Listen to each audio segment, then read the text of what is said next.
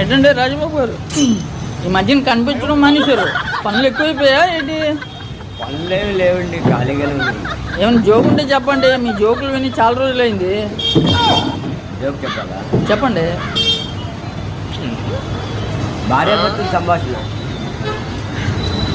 భార్య భర్త ఇంటికి వచ్చాక భార్య చెప్తుంది, ఏమండి అర్జెంటుగా బజార్కి వెళ్ళి 4 ఎలకలు 4 బొద్దింకలు అర్జెంటుగా తీసుకొని రండి అన్నది భార్య. భర్త ఆశ్చర్యపోతున్నాడు. ఎవరైనా కూరగాయలు తెమ్మంటారు కానీ 4 ఎలకలు 4 బొద్దింకలు ఎవరు చెప్పరు కదా, నువ్వేంటి ఎలకలు బొద్దింకలు తెమ్మంటున్నావు? మనం ఈరోజు ఇల్లు ఖాళీ చేసి రేపు ఇంకో ఇంట్లోకి వెళ్ళిపోతున్నాం. అవును కదా? అవును.